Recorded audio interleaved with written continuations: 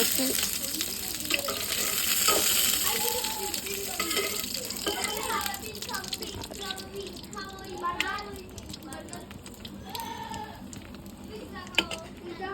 তো এই যে এখানটায় সবজিগুলো দিয়ে দেবো এক এক করে।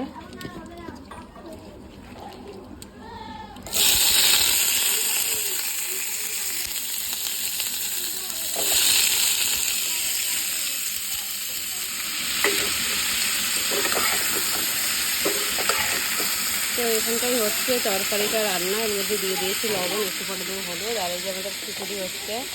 তো কড়াইটা একটু ছোটোই হয়ে গেছে, আর এখানটায় জল তুলে রেখেছি, একটু পরপর জলটা দিতে হচ্ছে।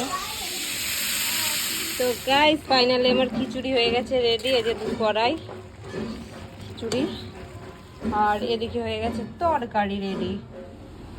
তো এখানটায় আমরা বসে পড়েছি।